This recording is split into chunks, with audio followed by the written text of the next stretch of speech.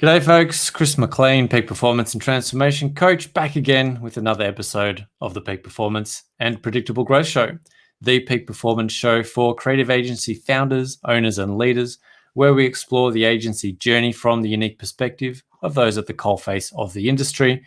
My guests help unlock and dissect strategies, tools and tactics that are working right now in the trenches to help you deliver better results for your clients and grow and scale your agency to 6 and 7 figures and beyond. And it's my pleasure to welcome in the studio today, Julien Sicard from Genius Encel, who are the #1 LinkedIn marketing agency in the world. I'm super pumped to get in and learn a lot more about LinkedIn. Julien, thanks for spending the time. Thanks for dropping by. Great to have you here. Thank you, Chris, for having me in your show. And I think we're gonna have some great insight during this moment together. Awesome. Looking forward to it. So, take us through when did you start Genius Encel? Is this your first agency? What drew you to LinkedIn particularly? How did this all start for you?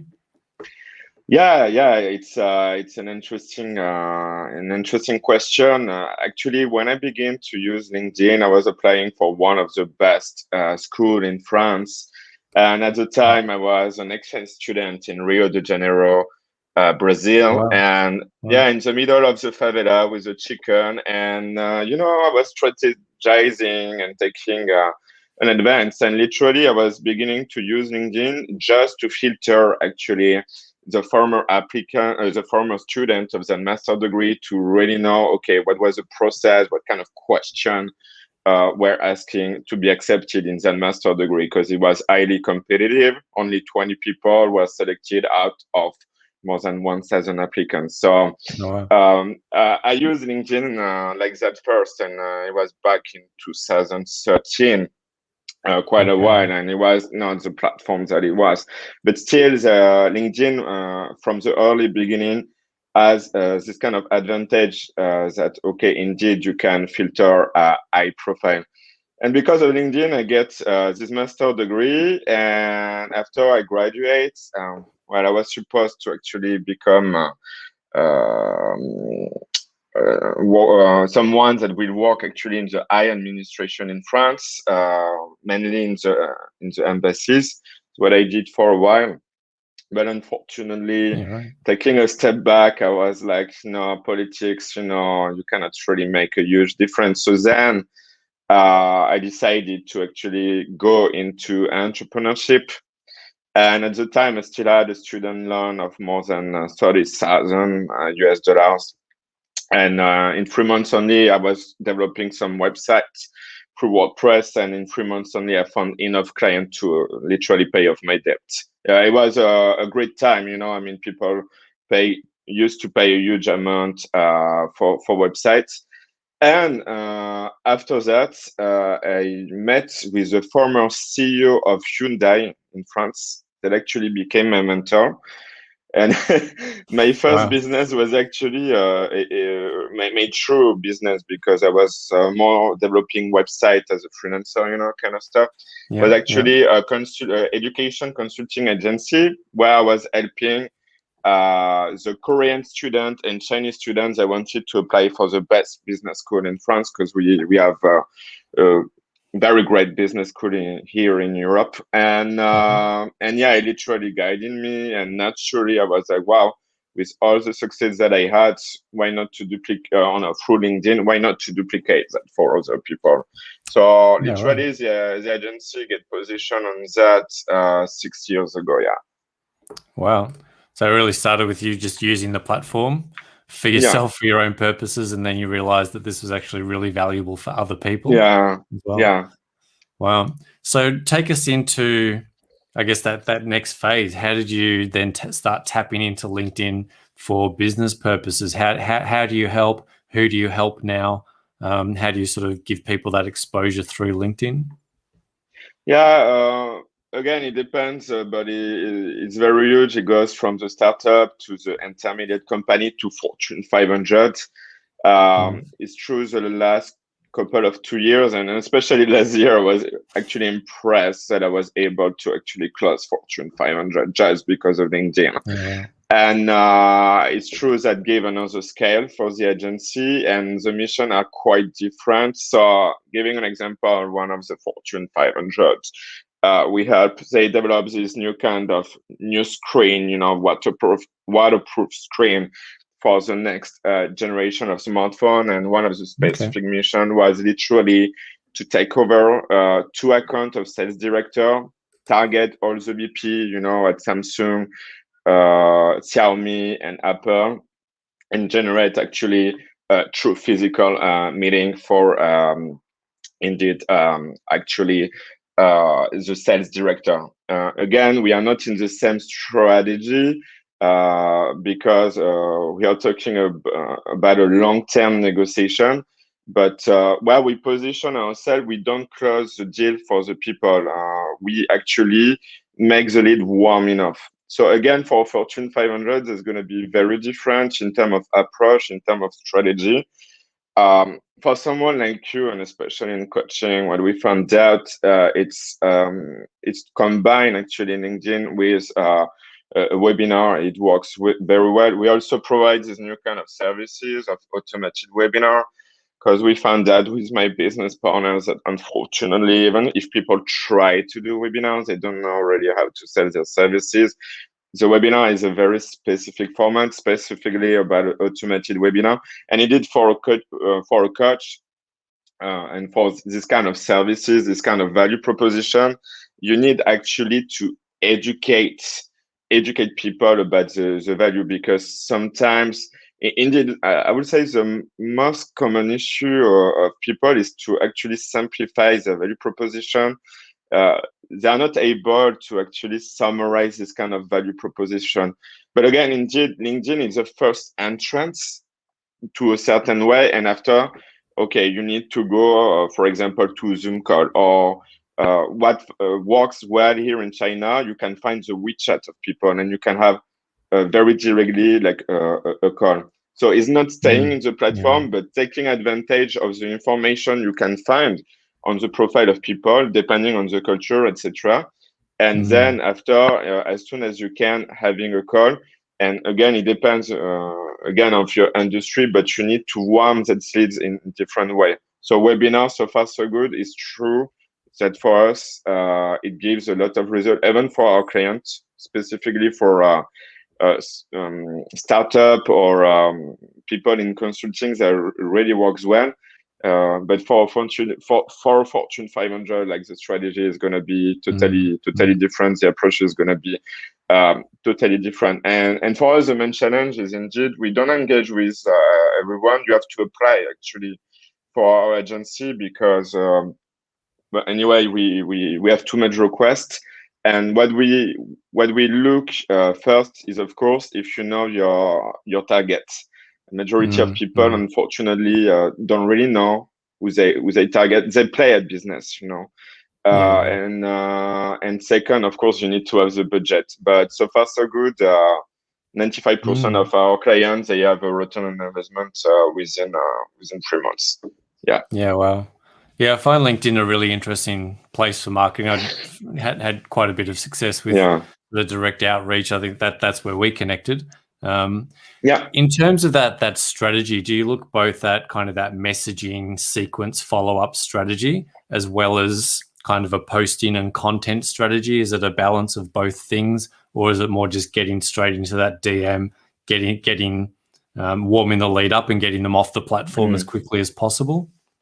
What's the balance? So the game is indeed it's a balance about everything, I would say. You need to post regularly content, because again, your LinkedIn profile is not just a profile, it's a sales page. And on the internet, it's really hard to trust people, because of course there is a lot of scam. And again, to have an exchange of money, to have an exchange of trust, it's through an exchange of money. And again, virtually, it's kind of challenging, especially today, because of course the attention span is very reduced. Again, you take a survey done by Microsoft in 2018. The average attention span for a human, it's less than 7 seconds. which is actually less than a goldfish. Can you imagine that? So you have to deal with that first. And second, of course, you have to engage with the trust. So everything is complementary, I would say. First, again, it's to deliver quality content, to create an awareness, to demonstrate indeed that you are an expert in your field. And indeed, what's gonna give traction, it's also about the DM campaign. So everything is complementary. But again, it's not talking about yourself, because let's be real, no one give a fuck, okay? It's really strike the ego of people. That's very simple. Again, a good marketer is someone that knows to influence psychologically people. And again, in the DM, it's not just doing a copy-paste message. A lot of people believe that it's with an automated message or sequences you're going to succeed. And no, it doesn't work like that. You need to be super organized. You need to be consistent. A deal, for instance, with a Fortune 500 that took me 6 months and 20 messages of relaunch. Okay, like closing a deal, no matter what are the gurus that you see through the internet, is not like that. Closing a deal online, that's a fucking war. And you need to be a good strategist, but be consistent. If you're a snowflake, literally you won't be successful. And again, what is interesting on LinkedIn, you don't chase after the poor. The poor, they are on Facebook anyway. Let's be radical. If you chase after the poor, that you're gonna find them on YouTube, on Facebook, you don't have any retention. What is interesting with LinkedIn? It's like indeed you have people that are smarter. Let's be real, but they have more money. But because they are smarter, they know better how to manage their money, you know, and for that, you know, again, here is the thing: people really don't buy your services because they believe in your services. They buy your services because they like you. So to be liked by someone, it's like dating a girl. They take a certain time, you know. You won't kiss her at first. No, first you need to. I'm French, so but you need to romance her. And I would say a client is the same thing. You know, I mean, you need to really know his challenges, okay, and how you can bring a real value proposition. And I do think indeed, because the competition anyway is increasing. Every day through the internet, for the simple reason that we're going to live in economic depression. You need to take the things very macro. So the competition is going to increase. So people that don't deliver real result or that don't have a clear value proposition, they will be literally out of the game. And so that's why the key factor, LinkedIn just remains a tool, and like any tool, it's how you're going to use it. So again, is what I say. Sorry, I don't have a magic medicine for you. Just come back to the book, to the basic book, okay, about entrepreneurship, about marketing, about copywriting, and is this whole knowledge and the application of that knowledge, theoretical knowledge, every day, that indeed gonna increase your ability to close deals through LinkedIn. I'm not the guru of anyone, and that's not anyway my intention. But again, there are basic things that you need to know when you use LinkedIn. Indeed, who is your target client? What is your value proposition? Because at the end of the day, in business, it's not about your value proposition. It's because you bring a solution to a problem, and you need to identify who has these people indeed that you're going to solve their problem. Yeah, it always comes back to fundamental marketing principles, right? And I said the dating principle is perfect, right? There's a lot of marketers and business owners that are out there trying to screw somebody on the first date or marry them on the first date, right? And that approach doesn't work. And even more, people's bullshit radars are super on point. They're really fine-tuned these days. But I have found that just personally that between, say, Facebook and LinkedIn, people are more receptive to proposition on LinkedIn. So if you go in and you can craft that a bit of personality in the message, but you can be a bit more direct in LinkedIn. Do you think that's true, that you can be a bit more pointed and a bit more direct in LinkedIn rather than having, I mean, there's got to be personality and there's got to be a bit of that to it, but do you find that you can be a bit more pointed because it is that professional sort of higher level market? Yeah, indeed. We have to make a distinction on actually how these platforms have been created. Facebook, it's a social network where actually originally it was to connect with your friends. So it's not really to make business. LinkedIn from the very beginning, it's true, it wasn't positioned as a content marketing platform where you create content, but literally for people that is looking for a new job. It was basically like that. And that being said, indeed, because we are on a professional platform, so indeed it's expected to talk only business and not about your less selfie in Bali, for example. See, that's the distinction. So, and again, the community itself on LinkedIn, it's almost yes, I have this feeling of superiority or kind of stuff, arrogant stuff. Here is not Facebook. Here is LinkedIn. Here it's professional. Yeah. That content doesn't have, and see, doesn't have to be on LinkedIn. And see, it's not even LinkedIn itself. It's the LinkedIn users that actually regulate even the content or even the approach. Like literally, that's a kind of shame. But some people, they get confused. They think, okay, it's a place to seduce women. A lot of women, actually, women users, they begin to tag and make a screenshot and make a post. And naturally, this kind of component begin to disappear of the platform. Because I do think, through the history, people begin to be educated. And what is interesting is to see this auto regulation finally of the platforms that has been made by the user. And also the last point and the success, I would say, of the platform, it's the fact that compared to other platform like Instagram or Facebook, while at a certain time you used to have a lot of fake profile or bots. LinkedIn is owned by Microsoft, and literally they don't play around. So like if you have a double profile or if you begin to do a lot of automation, they literally shut you down. And they have the capability even to not let you recreate a new account. Because the algorithm automation is a big no-no. Yeah, I've heard. And so that's why that protects the authenticity of the platform. I guess they're protecting their platform and they don't want that spammy type of content coming through. So I mean, this give me some insight on this distinction. So a lot of people come, they realize I want to get as many people into my funnel. I want to get as many people onto my webinar as I can.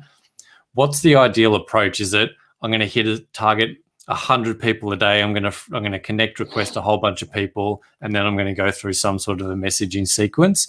Or is it more about being super, super granular and knowing exactly who your ideal customer and reaching out to 5 or 10 people and building that authentic, real relationship with a lower number of people, and then ideally converting more of that number?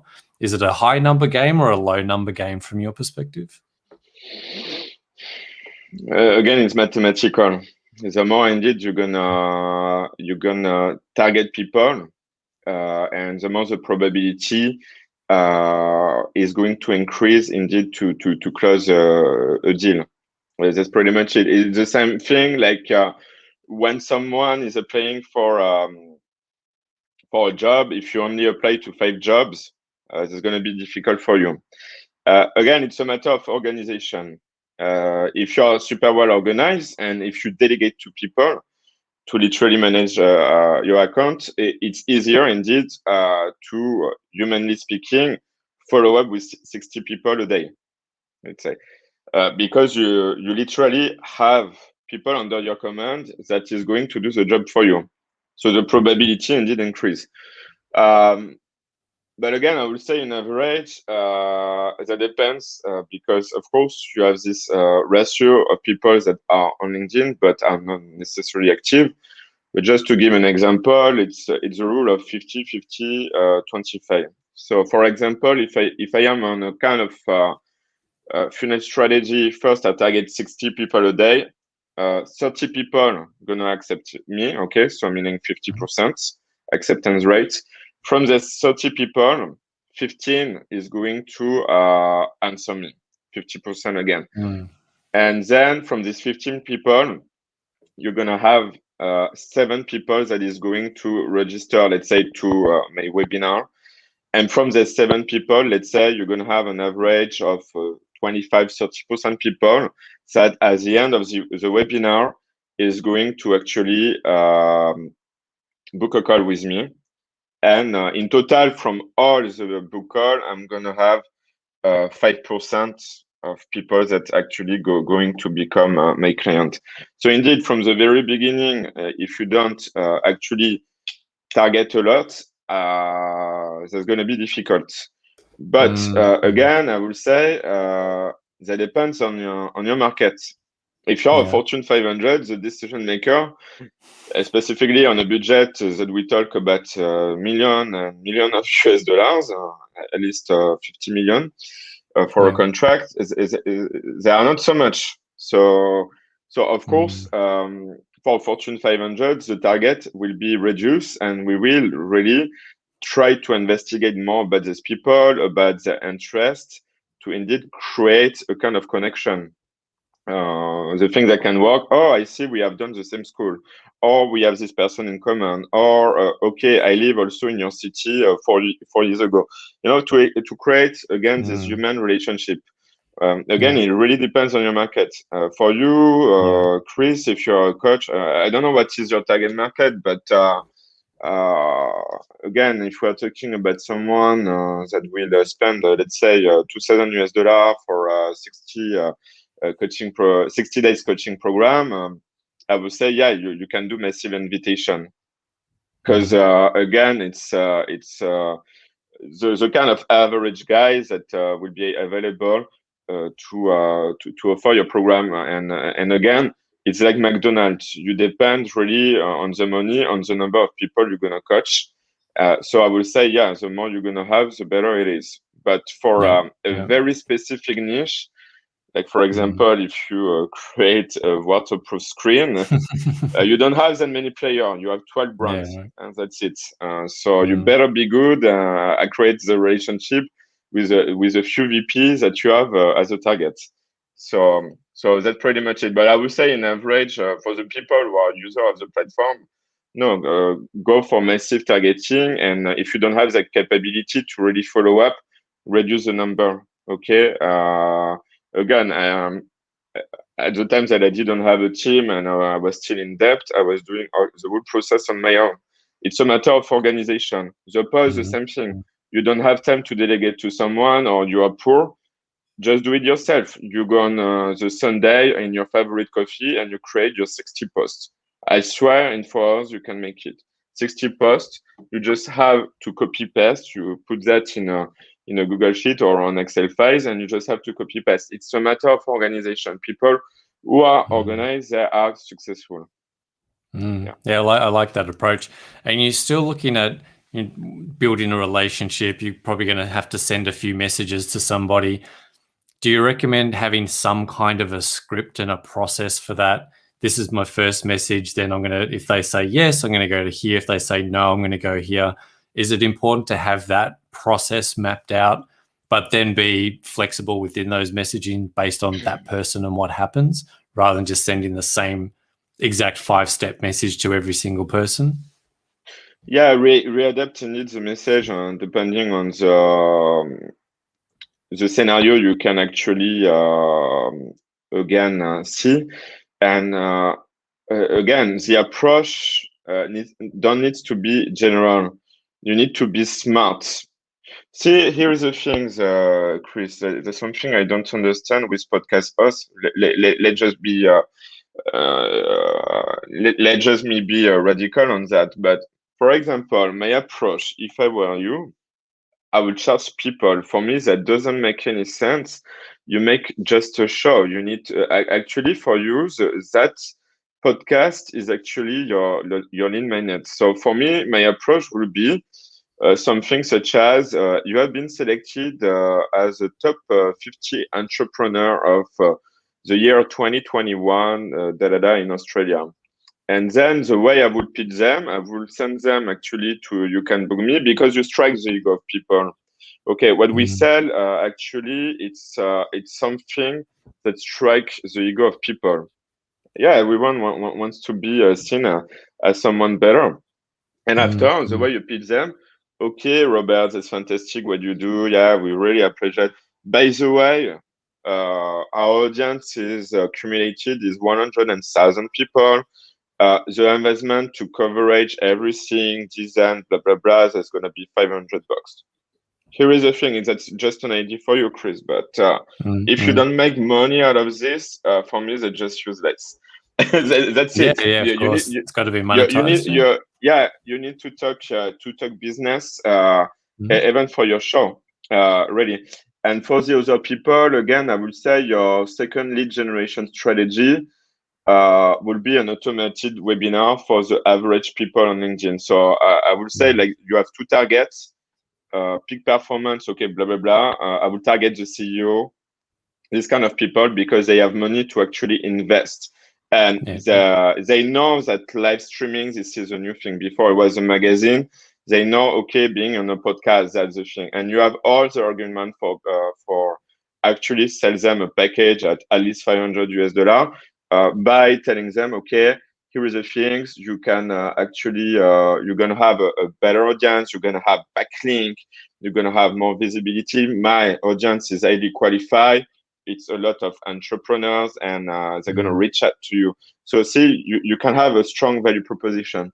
And for the other, your other market is actually the people that actually is going to lose their job. Okay, 2021 that won't be fun. Let's be real. Okay, I look like I'm very French. Yeah, sorry for that. We are a little bit depressed at some time. But direct is I good. would say I'm more pragmatic actually. The thing is, okay, we are living a revolution, a digital renaissance, meaning more things. If people are not able to sell themselves online, they won't be successful. So literally for you, your market, it's this new kind of misery where people gonna be laid off, and of course they're gonna panic. And of course, if they fear about not finding a job, they're gonna spend the money that is necessary to find a job and a security.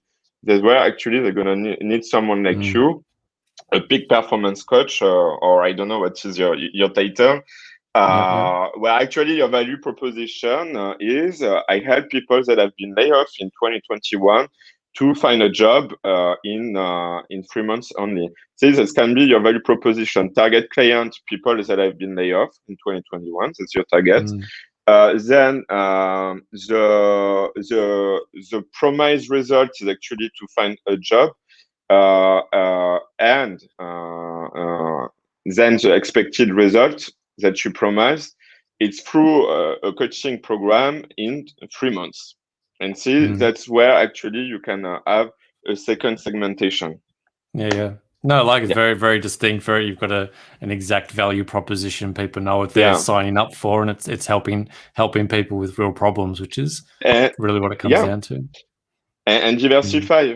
Imagine the guy begin to spend, let's say, $500 first for being a guest on your show. There is already a transaction, meaning there is an exchange of trust, meaning that after, okay, you can also segment with a higher premium package for these people that, I don't know, can feel overwhelmed with this kind of transition, because their fear is not to find a job, but to lose their job. See? That's the thing, it makes a lot of sense. No, really good. I mean, you've always got to make sure that you're commercializing and monetizing off the back of whatever you're doing.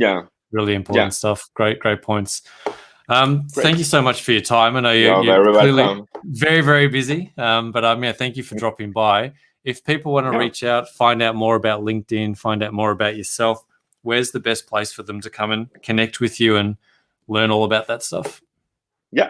Thank you, Chris. Thank you. So reach out to Julien, geniusencel.agency. Go find out, get your LinkedIn sorted. He can help you out. And thanks everyone for dropping by. You can find us all over the podcast universe, as well as online on YouTube and in Facebook. And thanks for tuning in. Thanks for spending the time with me, Julien. Appreciate you dropping in and giving us that sort of wide breadth of knowledge around LinkedIn marketing. It's been really useful. Yeah, you're welcome. Thanks everyone for tuning in. See you next time.